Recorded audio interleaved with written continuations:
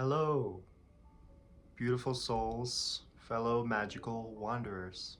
Today marks the very beginning of my new book club that I am deciding to create on my channel. This book club is one in which will help us connect more collectively through profound word and through books that I have read or are interested in reading and sharing alive. As I am reading it, I'm sharing it with you.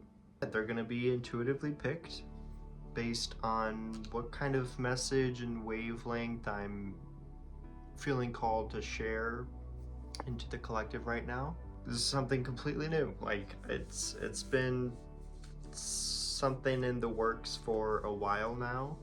I've always been told like I have a great speaking voice, I have a great reader's voice, I have a way with words, I put people to sleep with my voice.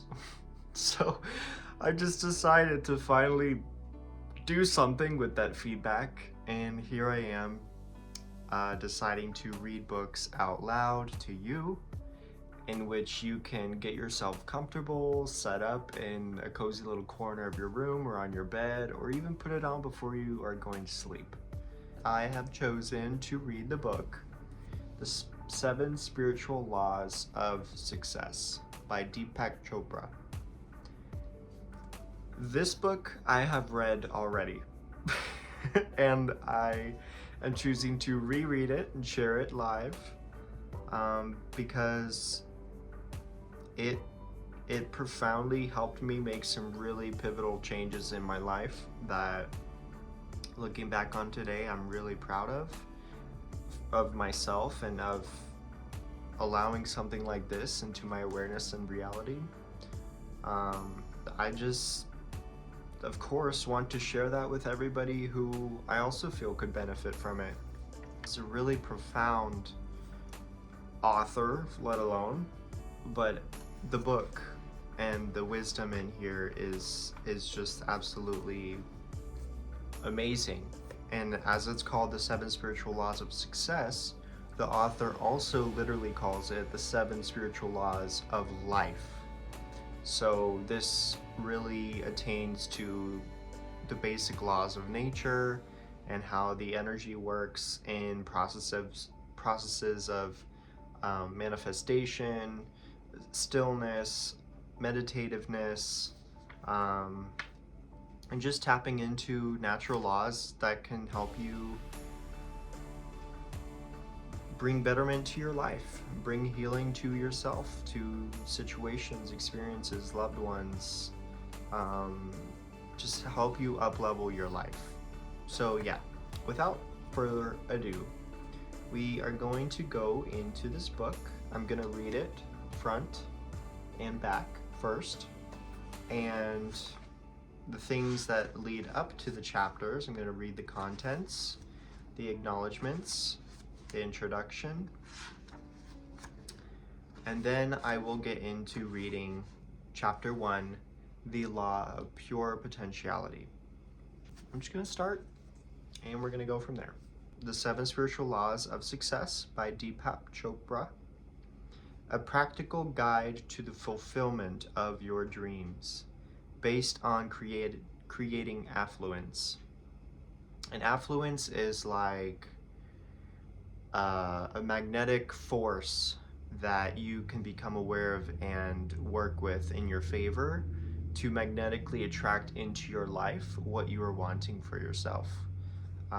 Like the law of attraction, kind of, but like through intention and action and creating affluence in your life. And I'll read the back. It reads, Personal Growth, Business, and Prosperity. This is a book you will cherish for a lifetime, for within its pages are the secrets to making all your dreams come true. In the 7 Spiritual Laws of Success, Deepak Chopra distills the essence of his teachings into 7 simple yet powerful principles that can easily be applied to create success in all areas of your life. And these are some Critical reviews. A must-read for anyone who missed The Prophet by Khalil Gibran. Gibran? The New York Times. The 7 Spiritual Laws of Success is a virtual reality toolkit for the 21st century spiritual traveler by Peter Guber, Chairman and CEO of Sony Pictures Entertainment.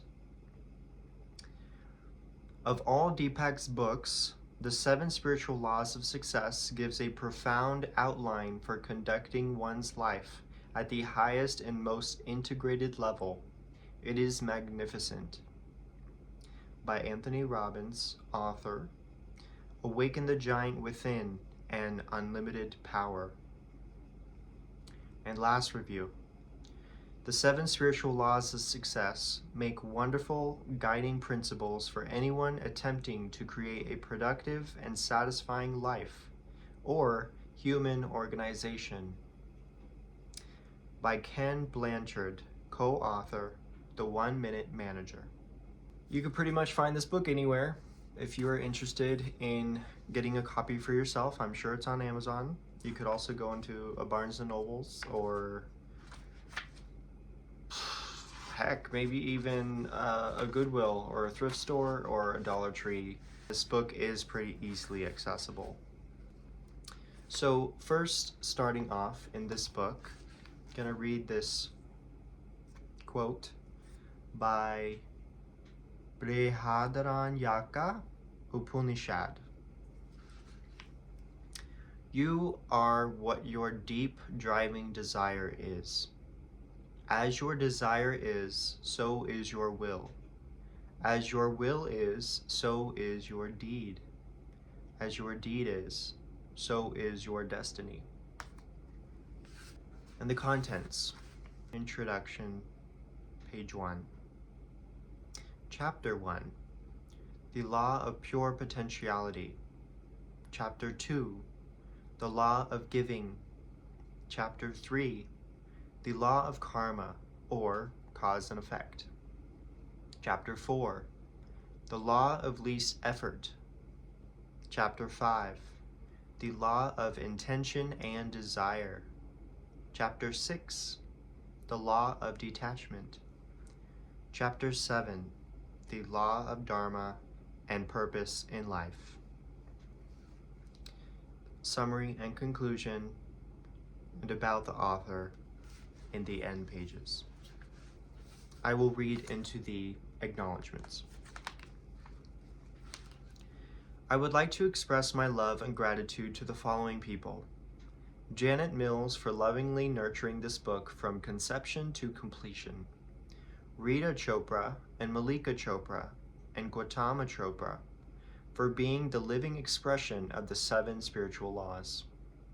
Ray Chambers, Gail Rose, Adriana Nienau, David Simon, George Harrison, Olivia Harrison, and Naomi Judd for their courage and commitment to a vision that is awesome, inspiring, lofty, noble, and life-transforming. Roger Gabriel, Brent Bekvar, Rose Bueno Murphy, and all my staff at the Sharp Center for Mind-Body Medicine for being inspiring examples to all our guests and patients. Deepak Singh, Jita Singh, and all my staff at Quantum Publications for their unflagging energy and dedication. Muriel Nellis for her unflinching intention to maintain the highest level of integrity in all our endeavors. Richard Pearl for being such a great example of self-referral. Ariel Ford for her unshakable faith in self-knowledge and her infectious enthusiasm and commitment to transform the lives of so many people. And Bill Elkus for his understanding and friendship. Introduction.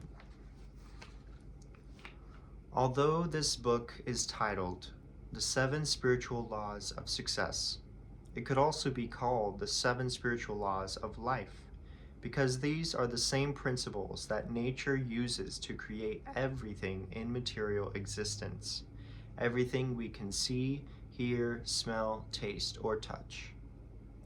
In my book, Creating Affluence, Wealth Consciousness in the Field of All Possibilities, I have outlined the steps to wealth consciousness based on a true understanding of the workings of nature. The 7 spiritual laws of success from the essence of this teaching. When this knowledge is incorporated in your consciousness, it will give you the ability to create unlimited wealth and effortless ease, and to experience success in every endeavor. Success in life could be defined as the continued expansion of happiness and the progressive realization of worthy goals. Success is the ability to fulfill your desires with effortless ease, and yet success, including the creation of wealth, has always been considered to be a process that requires hard work, and it is often considered to be at the expense of others. We need a more spiritual approach to success and to affluence, which is the abundant flow of all good things to you. With the knowledge and practice of spiritual law, we put ourselves in harmony with nature and create with carefreeness, joy, and love. There are many aspects to success. Material wealth is only one component. Moreover, success is a journey, not a destination. Material abundance, in all its expressions, happens to be one of those things that makes the journey more enjoyable. But success also includes good health, energy and enthusiasm for life, fulfilling relationships, creative freedom, emotional and psychological stability, a sense of well-being, and peace of mind. Even with the experience of all these things, we will remain unfulfilled unless we nurture the seeds of divinity inside of us. In reality, we are divinity in disguise, and the gods and goddesses in embryo that are contained within us seek to be fully materialized. True success is therefore the experience of the miraculous. It is the unfolding of the divinity within us. It is the perception of divinity wherever we go, in whatever we perceive, in the eyes of a child, in the beauty of a flower, in the flight of a bird. When we begin to experience our life as a miraculous expression of divinity, not occasionally, but all the time, then we will know the true meaning of success. Before defining the 7 spiritual laws, let us understand the concept of law. Law is the process by which the unmanifest becomes manifest. It's the process by which the observer becomes the observed. It's the process by which the seer becomes the scenery. It's the process through which the dreamer manifests the dream. All of creation, everything that exists in the physical world, is the result of the unmanifest transforming itself into the manifest. Everything that we behold comes from the unknown. Our physical body, the physical universe, anything and everything that we can perceive through our senses is the transformation of the unmanifest, unknown, and invisible into the manifest, known, and visible. The physical universe is nothing other than the self curving back within itself to experience itself as spirit, mind, and physical matter. In other words, all processes of creation are processes through which the self or divinity expresses itself. Consciousness in motion expresses itself as the objects of the universe in the eternal dance of life. The source of all creation is divinity, or the spirit. The process of creation is divinity in motion, or the mind. And the object of creation is the physical universe, which includes the physical body. These three components of reality, spirit, mind, and body, or observer, the process of observing and the observed, are essentially the same thing. They all come from the same place, the field of pure potentiality, which is purely unmanifest. The physical laws of the universe are actually this whole process of divinity in motion, or consciousness in motion. When we understand these laws and apply them in our lives, anything we want can be created, because the same laws that nature uses to create a forest, or a galaxy, or a star, or a human body, can also bring about the fulfillment of our deepest life desires. Now let's go over the 7 spiritual laws of success and see how we can apply them in our lives.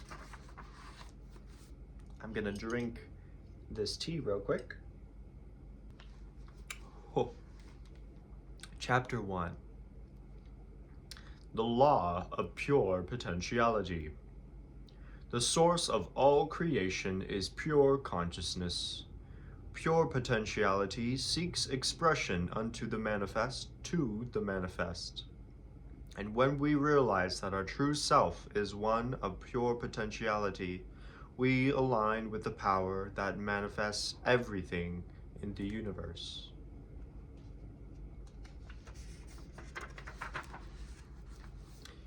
In the beginning, there was neither existence nor non-existence. All this world was unmanifest energy, the one breathed without breath. By its own power, nothing else was there. Hymn of Creation, the Rig Veda. The first spiritual law of success is the law of pure potentiality. This law is based on the fact that we are, in our essential state, pure consciousness. Pure consciousness is pure potentiality. It is the field of all possibilities and infinite creativity. Pure consciousness is our spiritual essence. Being infinite and unbounded, it is also pure joy. Other attributes of consciousness are pure knowledge, infinite silence, perfect balance, invincibility, simplicity, and bliss. Excuse me. This is our essential nature. Our essential nature is one of pure potentiality. When you discover your essential nature and who you really are, in that knowing itself is the ability to fulfill any dream you have, because you are the eternal possibility, the immeasurable potential of all that is, was, and will be. The law of pure potentiality could also be called the law of unity, because underlying the infinite diversity of life is the unity of one all-pervasive spirit. There is no separation between you and this field of energy. The field of pure potentiality is your own self, and the more you experience your true nature, the closer you are to the field of pure potentiality. The experience of the self, or self-referral, means that our internal reference point is our own spirit, and not the objects of our experience. The opposite of self-referral is object referral. In object referral, we are always influenced by objects outside the self, which includes situations, circumstances, people, and things. In object referral, we are constantly seeking the approval of others. Our thinking and our behavior are always in anticipation of a response. It is therefore fear-based. In object referral, we also feel an intense need to control things. We feel an intense need for external power, the need for approval, the need to control things, and the need for external power are needs that are based on fear. This kind of power is not the power of pure potentiality, or the power of the self, or real power. When we experience the power of the self, there is an absence of fear. There is no compulsion to control, and no struggle for approval, for external power. In object referral, your internal reference point is your ego. The ego, however, is not who you really are. The ego is your self-image. It is your social mask. It is the role you are playing. Your social mask thrives on approval. It wants to control, and it is sustained by power because it lives in fear. Your true self, which is your spirit, your soul, is completely free of those things. It is immune to criticism, it is unfearful of any challenge, and it feels beneath no one, and yet it is also humble and feels superior to no one. Because it recognizes that everyone else is the same self, the same spirit in different disguises. That's the essential difference between object referral and self-referral. In self-referral, you experience your true being, which is unfearful of any challenge, has respect for all people, and feels beneath no one. Self-power is therefore true power. Power based on object referral, however, is false power. Being ego-based power, it lasts only as long as the object of reference is there. Listen closely. If you have a certain title, if you are the president of a country, or the chairman of a corporation, or if you have a lot of money, the power you enjoy goes with the title, with the job, with the money. Ego-based power will only last as long as those things last. As soon as the title, the job, the money go away, so does the power. Self-power, on the other hand, is permanent because it is based on the knowledge of the self, and there are certain characteristics of self-power. It draws people to you, and it also draws things that you want to you.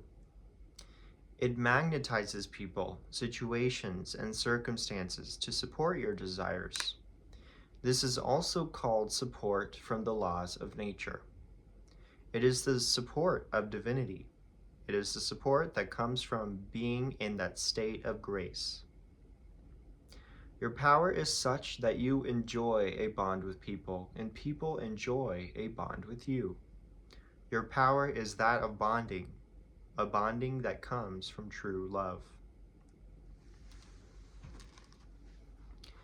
How can we apply the law of pure potentiality, the field of all possibilities, to our lives? If you want to enjoy the benefits of the field of pure potentiality, if you want to make full use of the creativity which is inherent in pure consciousness, then you have to have access to it. One way to access the field is through the daily practice of silence, meditation, and non-judgment. Spending time in nature will also give you access to the qualities inherent in the field. Infinite creativity, freedom, and bliss.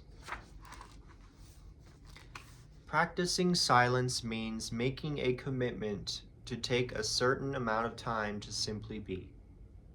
Experiencing silence means periodically withdrawing from the activity of speech.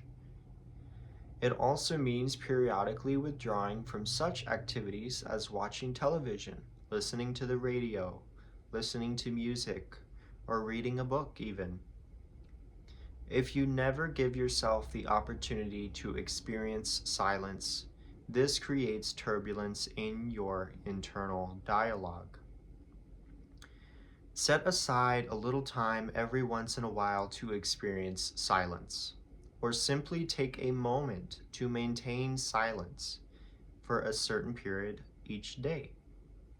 You could do it for 2 hours, or if that seems a lot, do it for 1 hour period. And every once in a while, experience silence for an extended period of time, such as a full day, or 2 days, or even a whole week. What happens when you go into this experience of silence? Initially, your internal dialogue becomes even more turbulent. You feel an intense need to say things. I've known people who go absolutely crazy the first day or two when they commit themselves to an extended period of silence.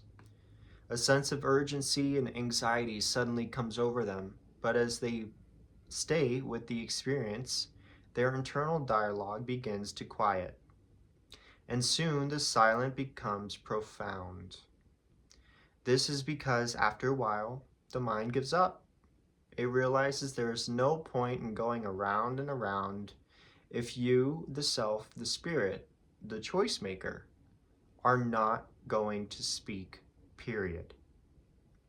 Then, as the internal dialogue quiets, you begin to experience the stillness of the field of pure potentiality. Practicing silence periodically, as it is convenient to you, is one way to experience the law of pure potentiality. Spending time each day in meditation is another. Ideally, you should meditate at least 30 minutes in the morning and 30 minutes in the evening. Through meditation, you will learn to experience the field of pure silence and pure awareness.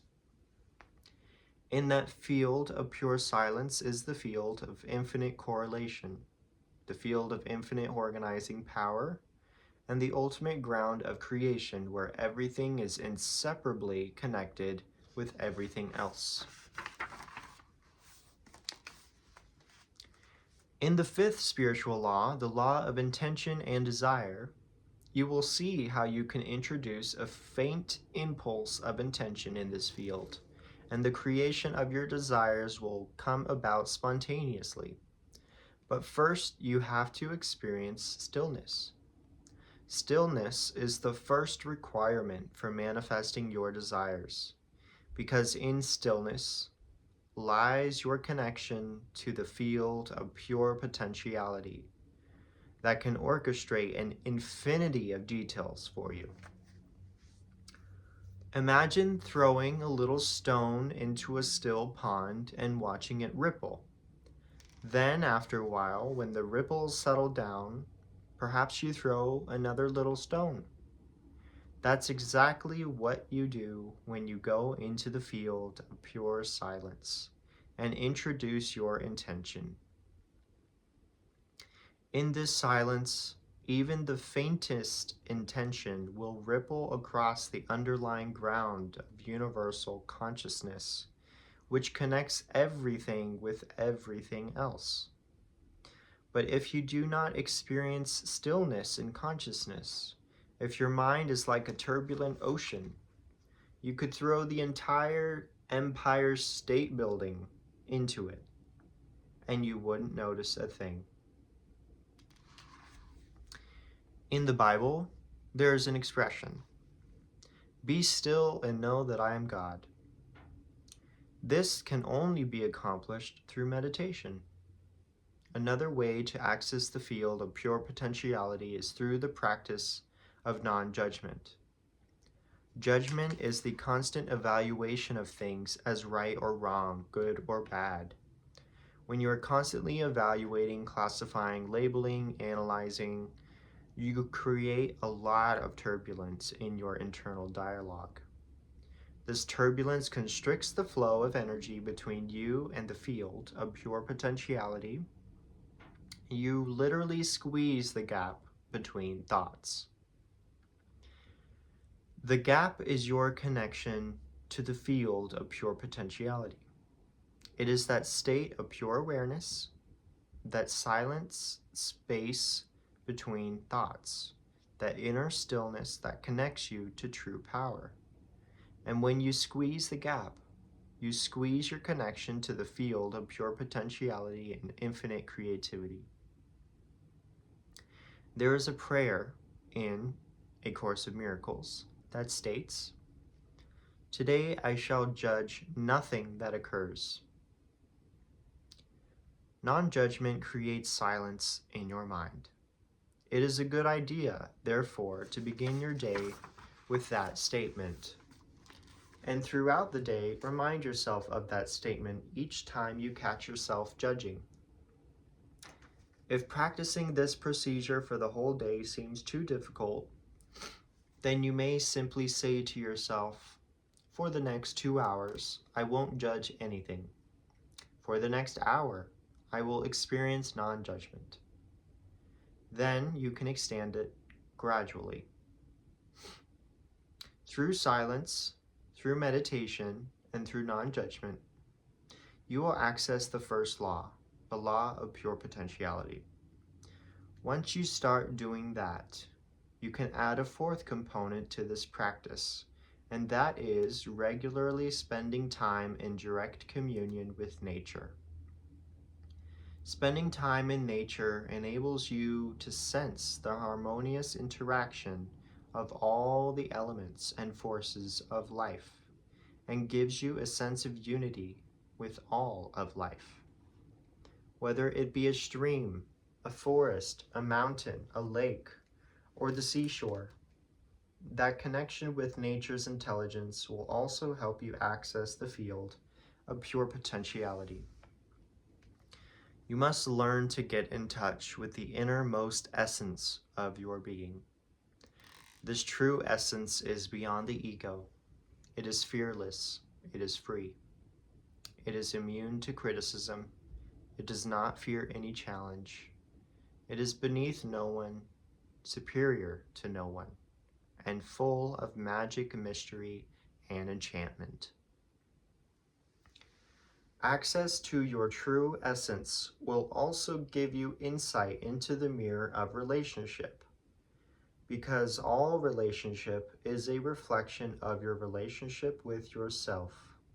For example, if you have guilt, fear, and insecurity over money or success or anything else, that these are reflections of guilt, fear, and insecurity as basic aspects of your personality. No amount of money or success will solve these basic problems of existence. Only intimacy with the self will bring about true healing. And when you are grounded in the knowledge of your true self, when you really understand your true nature, you will never feel guilty, fearful, or insecure about money or affluence or fulfilling your dreams, because you will realize that the essence of all material wealth is life energy. It is pure potentiality. And pure potentiality is your intrinsic nature. As you gain more and more access to your true nature, you will also spontaneously receive creative thoughts, because the field of pure potentiality is also the field of infinite creativity and pure knowledge. Franz Kafka, the Austrian philosopher and poet, once said, "You need not leave your room. Remain sitting at your table and listen. You need not even listen, simply wait. You need not even wait. just learn to become quiet and still and solitary. The world will freely offer itself to you to be unmasked. It has no choice. It will roll in ecstasy at your feet. The affluence of the universe, the lavish display and abundance of the universe, is an expression of the creative mind of nature. The more tuned in you are to the mind of nature, the more you have access to its infinite, unbounded creativity. But first, you have to go beyond the turbulence of your internal dialogue to connect with that abundant, affluent, infinite creative mind. And then you create the possibility of dynamic activity, while at the same time carrying the stillness of the eternal, unbounded creative mind. The exquisite combination of silence, unbounded, infinite mind along with dynamic, unbounded, individual mind is the perfect balance of stillness and movement simultaneously that can create whatever you want.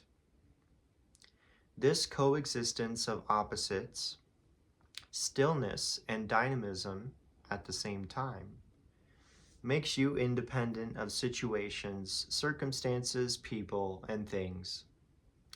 When you quietly acknowledge this exquisite coexistence of opposites, you align yourself with the world of energy, the quantum soup, the non-material non-stuff that is the source of the material world.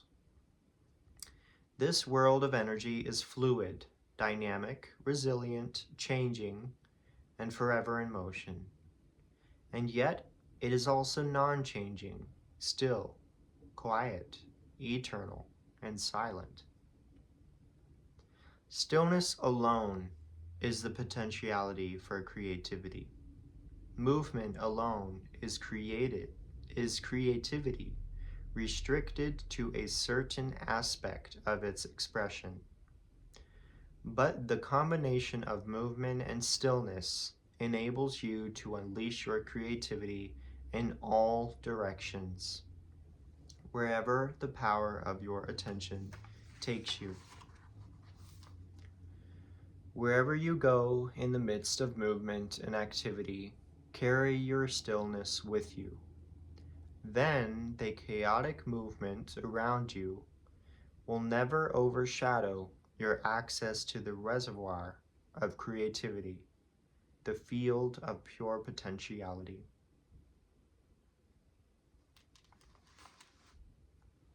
The last part, applying the law of pure potentiality. And these are rules that you can play back for yourself and speak in self-affirmation. I will put the law of pure potentiality into effect by making a commitment to take the following steps.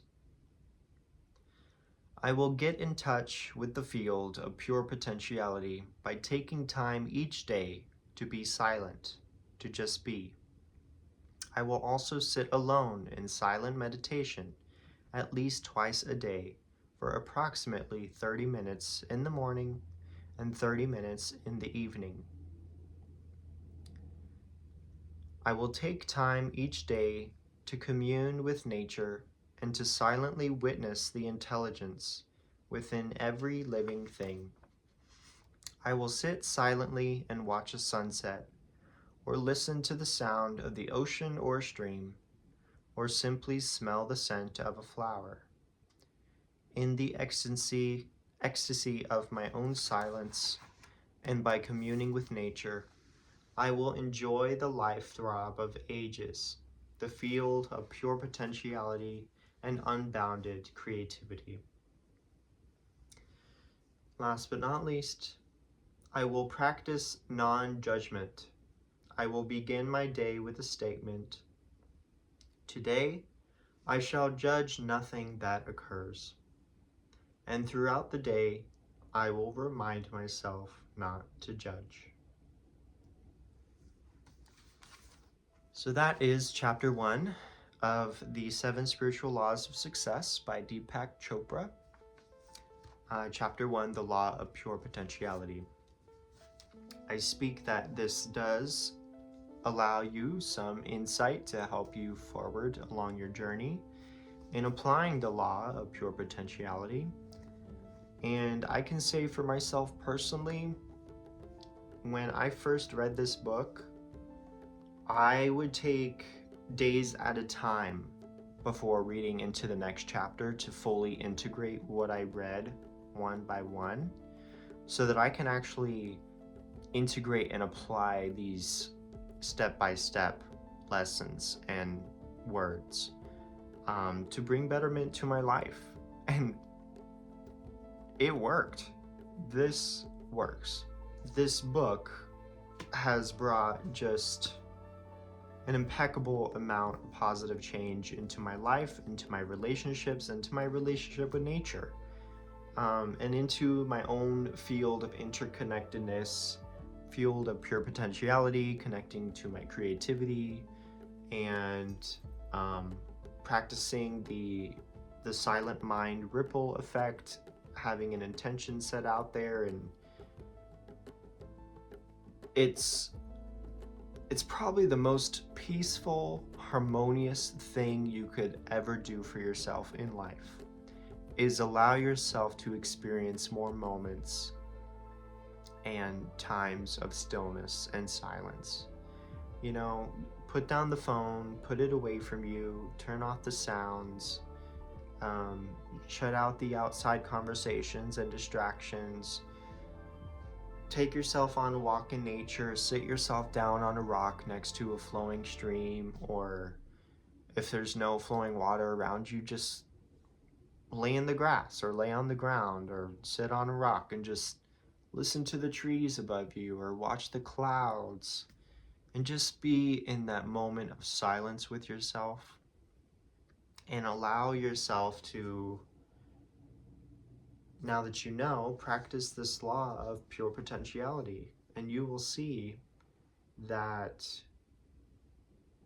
once you get going, it really is that easy to connect to the law and infinite field of your potential, of your infinite creative source, and ultimately getting to know your true self. So yeah, that is the first chapter. That is this book. This will be published as its whole own episode. I'm also creating a whole playlist, which I will upload each of these episodes as chapters into that playlist. So you can go back and listen to it wherever and easily find it on my channel playlists that are public. And also, as I'm deciding to create this book club, I'm also creating a private book club group on my Instagram. If you are interested in joining that, feel free to find my Instagram profile link in the bio of my YouTube channel. It's the same name as my YouTube channel, Lyran Codes 432. And yeah, just send me a private message, say book club, or I would love to be part of the group, and I will very lovingly and acceptingly invite you in, and we can all connect with one another and talk about what we're integrating into our lives through what's being read. And yeah, I'm gonna stop talking. Thank you so much for tuning in, and till next time when we go into chapter 2, I look very forward to it. Have a beautiful, blessed day, and let me know how you are integrating the law of pure potentiality into your life. Namaste.